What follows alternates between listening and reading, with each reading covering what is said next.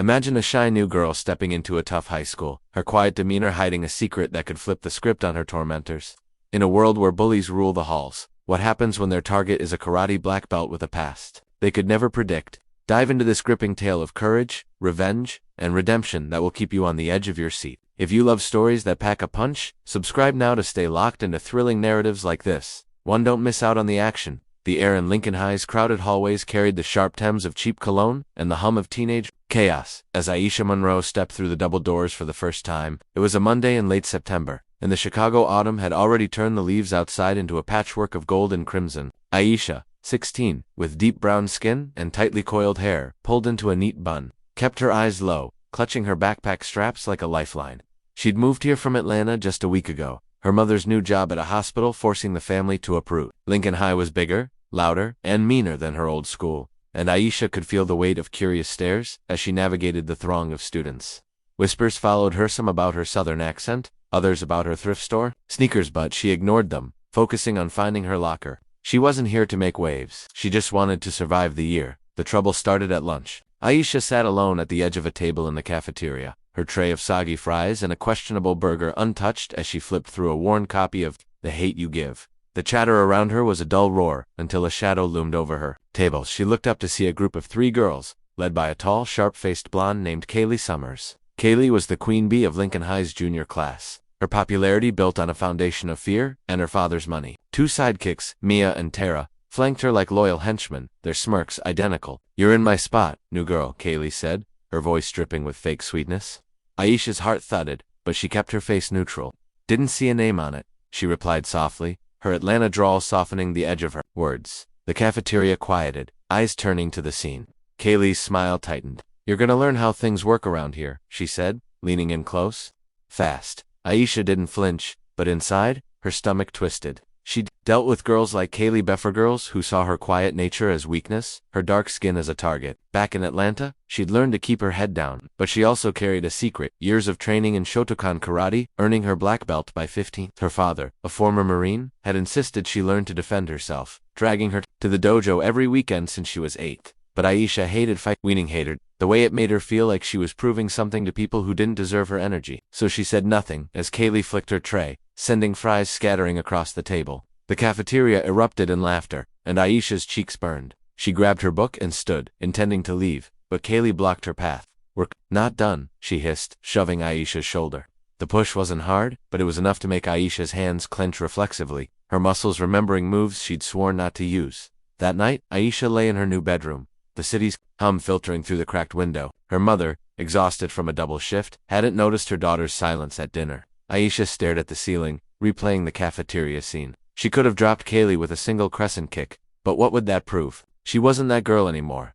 The one who'd once sent a bully sprawling in 8th grade and got suspended for it? She'd promised her dad she'd only fight if she had no choice. But as she drifted to sleep, she couldn't shake the feeling that Lincoln High was going to test that promise. The next few weeks were a gauntlet. Kaylee and her crew escalated their torment, tripping Aisha in the halls, spreading rumors about her family being ghetto, and stealing her homework from her locker. Aisha's grades slipped, as she spent more time dodging trouble than studying. The teachers, overworked and indifferent, barely noticed. But Aisha wasn't invisible to everyone. Jamal Carter, a lanky senior with a quick smile and a passion for debate, started sitting with her at lunch. He was one of the few black kids in the school's honors program, and he saw through Aisha's quiet exterior. "You don't have to take that crap from Kaylee," he told her one day, watching as she brushed off another whispered insult. "I'm fine," Aisha lied, her voice tight. Jamal raised an eyebrow but didn't push. He didn't know about her cut. Didn't know the storm brewing inside her. By mid-October, Aisha's patience was fraying. Kaylee's latest stunt, pouring juice into Aisha's backpack during gym class, had ruined her favorite notebook, the one where she wrote poems her dad used to read aloud. That night, Aisha stood in front of her mirror, practicing katas in the dark. Her movements were fluid, precise. Each punch and kick, a release of the anger she'd bottled up. She imagined Kaylee's smug face as her target, then stopped, ashamed. Her dad's voice echoed in her mind. Karate is for protection, not revenge. But what was protection when the threat was constant? When it wasn't just punches, but words, looks, and a system that let girls like Kaylee skate by.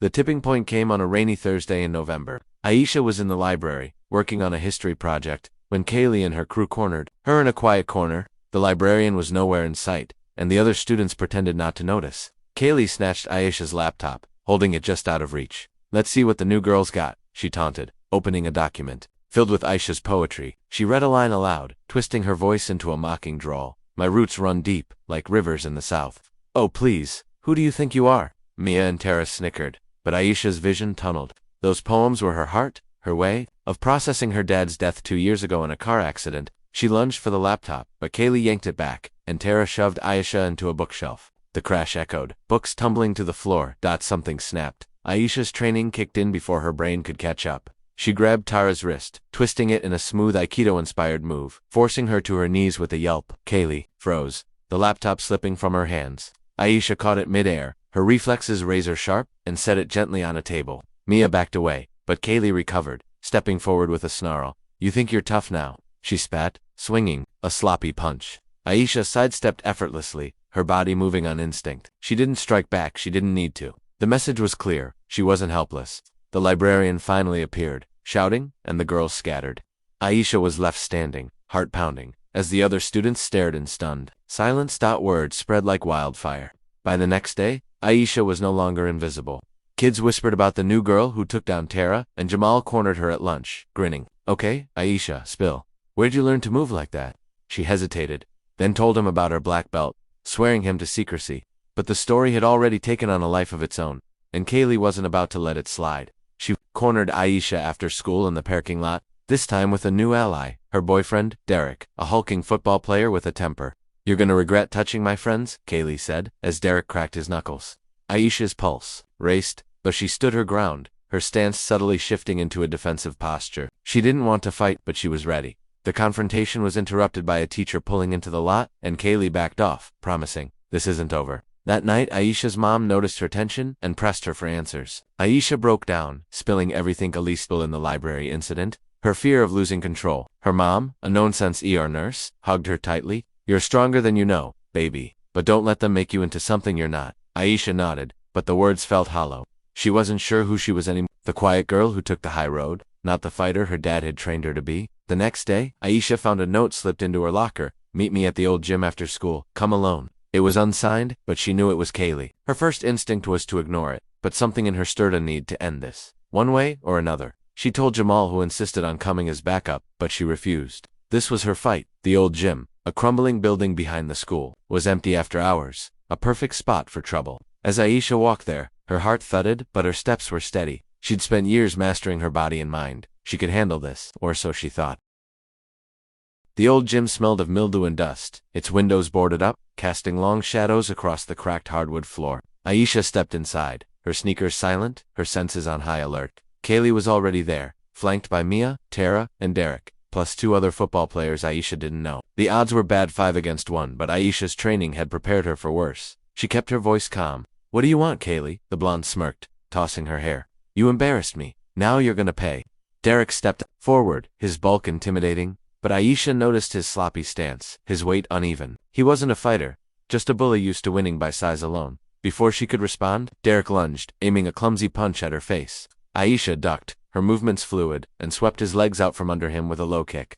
He hit the floor hard, groaning. The other 2 boys hesitated, but Kaylee screamed, "Get her!" Mia and Tara rushed in, grabbing at Aisha's arms, but she twisted free, using their momentum to send them stumbling into each other. The second football player came at her with a wild swing, and Aisha blocked it, redirecting his arm and flipping him onto his back with a judo throw. The third boy backed off, hands up, clearly out of his depth. Kaylee's face twisted with rage. You're nothing, she shrieked, charging at Aisha herself. Aisha could have ended it then, a single strike. To Kaylee's solar plexus would have dropped her, but she remembered her dad's words. Control, Aisha, always control. Instead, she caught Kaylee's wrist, twisting just enough to make her gasp, and pinned her against the wall. I don't want to hurt you, Aisha said, her voice low but firm, but I will if you make me. Kaylee's eyes widened, a flicker of fear breaking through her bravado. For a moment, the gym was silent except for Derek's groans and the others' heavy breathing. Then the door burst open. Jamal stood there, phone in hand, recording. Smile, Kaylee, he said, his voice steady. This is going viral. Aisha, released Kaylee, stepping back as the group scrambled to their feet, suddenly aware of the consequences. Kaylee's face paled, but she spat, "You're dead, new girl," before fleeing with her crew. Aisha's legs shook as the adrenaline faded, and Jamal rushed to her side. You okay? He asked, pocketing his phone. She nodded, but her mind was racing. She'd won the fight, but at what cost? The video didn't go viral, not exactly. Jamal sent it to the principal, who called an emergency meeting the next day. Kaylee, Derek, and the others were suspended, and the school launched an anti-bullying initiative that felt more like a PR stunt than a solution. Aisha was hailed as a hero by some, a troublemaker by others. The whispers in the halls changed, but they didn't stop. She'd shown her strength, but it hadn't erased the target on her back. If anything, it had made it bigger. That weekend, Aisha visited her old dojo in Atlanta via video call, talking to her sensei, Mr. Tanaka. He listened quietly as she poured out her story, then said, "You've shown restraint, Aisha.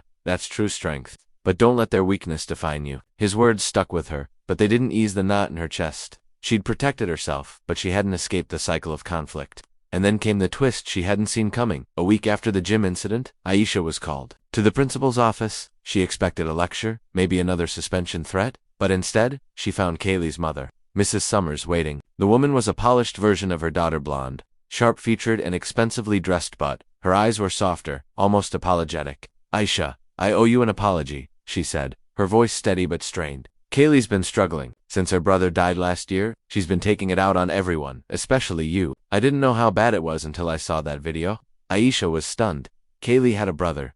Died? She'd never heard a word about it. Mrs. Summers explained that Kaylee's older brother Jake had been killed in a gang-related shooting downtown, a case that had barely made the news. Kaylee had spiraled, her grief turning into anger, her popularity a shield against her pain. "She's not a bad kid," Mrs. Summers said, tears in her eyes. "She's just lost." Aisha didn't know what to say. She'd spent months hating Kaylee, seeing her as a monster, not a girl grieving a loss as deep as Aisha's own. The principal suggested a mediation session, and Aisha reluctantly agreed. The meeting was tense, held in a small conference room with a counselor present. Kaylee sat across from Aisha, her usual smirk gone, replaced by a sullen stare. The counselor pushed them to talk, and slowly, haltingly, the truth came out. Kaylee admitted she'd targeted Aisha because she seemed too perfect, too composed, a reminder of everything Kaylee felt she'd lost. Aisha, in turn, shared her own loss, her dad's death, her struggle to stay strong without him.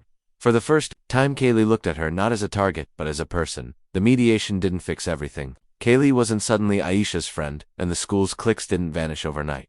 But something shifted. Kaylee stopped her campaign of harassment, and her crew followed suit. Aisha noticed small changes. Her homework stopped disappearing. The whispers in the halls died down. Jamal, ever the optimist, called it a victory. But Aisha wasn't so sure. She'd won the fight, exposed the bullies, and even found a sliver of understanding with Kaylee, but the cost was high. She'd had to reveal a part of herself she'd wanted to keep hidden, and the school's eyes were still on her, waiting for her next move. In the months that followed, Aisha found her footing. She joined the debate team with Jamal, her quick mind earning her respect. She started teaching self-defense to younger girls at a community center, channeling her skills into something positive. Her poetry, once a private escape, became a way to connect, as she shared it at a school open mic night, earning a standing ovation. Kaylee never apologized outright, but one day, she left a note in Aisha's locker. "I was wrong. Keep being you." It wasn't much, but it was enough. By spring, Aisha wasn't the new girl anymore. She was Aisha Monroe, the girl who stood her ground, who turned her pain into power. She still carried her dad's lessons, her black belt, a quiet reminder of her strength, but she'd learned something new. Sometimes, the hardest fight isn't with fists, but with forgiveness for others, and for herself. As she walked through Lincoln High's halls, head high, she knew she'd survived more than just bullies. She'd survived herself.